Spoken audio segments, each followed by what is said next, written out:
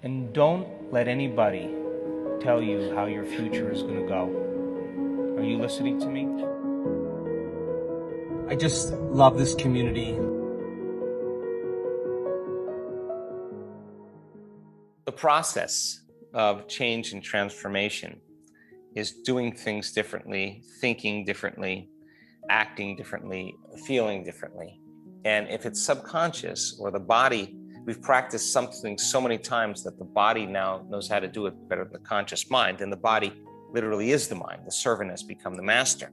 Now, if it's been conditioned into that known familiar past, that known familiar feeling, and then the person runs, you can predict what they're going to do every day if you're watching them because it looks a lot like yesterday, then they're in the predictable future. So people get trapped there, and the body's comfortable as the mind in the known. It is the unconscious mind. But if you program it to be the mind, then we go unconscious. So the moment the person decides to leave familiar territory, come to an event, practice in a meditation going further than they normally go. I see this, I just saw it last week. The body does whatever it can to unseat the person. So the body's saying, oh, don't go to that event. You could really change. So let's create an image. The body begins to influence the mind, saying, oh my God, this could happen or that could happen.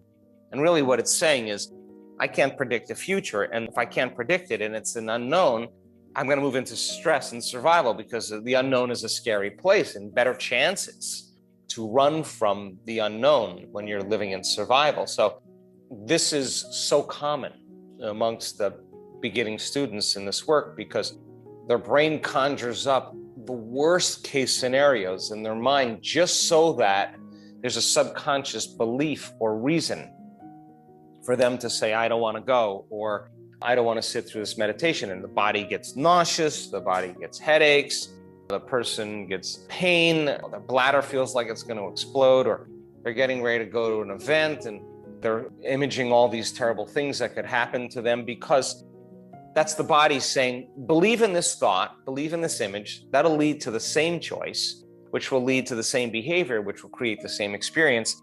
And you'll return back to the same feeling, the familiar feeling of living in that same familiar past or getting back in your routine of your life in the predictable future. And if you do this, your life could be a mess.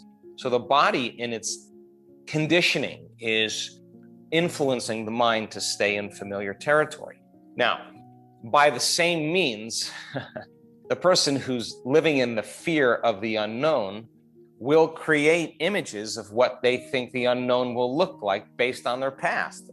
They'll select the worst case scenario in their mind and prepare for that so that if anything less happens, there's a better chance of them surviving. So does that make a huge effect in the quantum field? Not too much in the beginning because the emotion of fear has strong chemistry and it has a powerful energy. But fear also creates a contraction of the field. We use our life force and turn it into chemistry. So it has an effect, but in the long term, what it does more than anything is it conditions the body further into fear because the body, when that person is seeing that, is believing it's living there and it doesn't know the difference.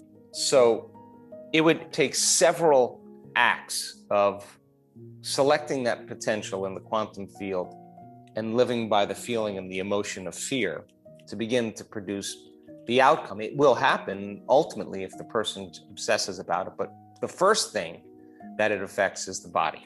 You're conditioning the body to become the mind of fear. So now it's more afraid of the unknown. So is it changeable? Absolutely. Absolutely.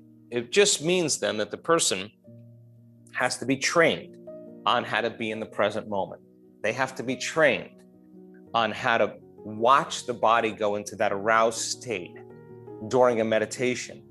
And then in that very moment, instead of quitting, instead of taking a drug, instead of laying down, instead of calling up friends saying something's wrong with me, instead of doing all of that, sitting down and lowering the volume to that emotion and taking their attention off that thought. When we do that properly, we're telling the body it's no longer the mind, that you're the mind. And if you keep doing that, you're training the body, conditioning the body into the present moment. And just like training an animal or training anything, sooner or later, when you train it, it's going to begin to respond in a different way. So the process of change is tedious in the beginning because you're working against those strong emotions and those strong images. But if you keep returning the body back to the present moment and lowering the volume to that emotion, and the body can relax into the present moment, you keep doing that, sooner or later, the body's going to acquiesce and there'll be a liberation of energy. Fear will then be returned back into the person's field.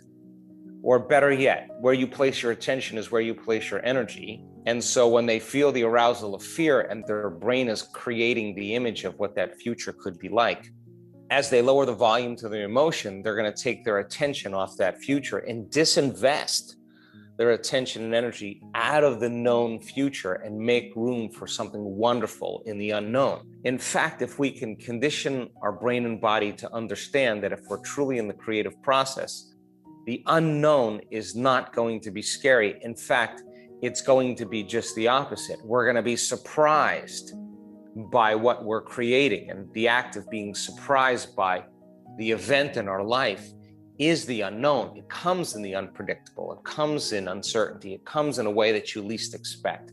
That's what makes it so exciting when you create. So it's none of our business, really, how it happens or when it happens. We leave that up to the organization of the field and its divine intelligence to do it in a way that's right for us. So, yes, the brain always goes to the worst case scenario. Yes, in the process of transformation and change, there's a battle. And many times, the worst battle to finish the war is one of the last ones, because the body will do everything it can to unseat the person to return back to the familiar, to the known. That's how powerful the body has been conditioned to be the mind. But I can tell you, I have looked at thousands and thousands of brain scans, and I have witnessed people of all shapes, of all sizes, of all colors, of all cultures, of all ages, of all health, sickness, all diets. I've seen people do this, and it's tedious in the beginning, but I can tell you, when the body finally surrenders to a new mind and there's a liberation of energy, the energy moves right up into our hearts and we start to fall in love with ourselves. We start to fall in love with life. We see life through the lens of beauty again. We feel just how it's supposed to be, and it's always worth the effort.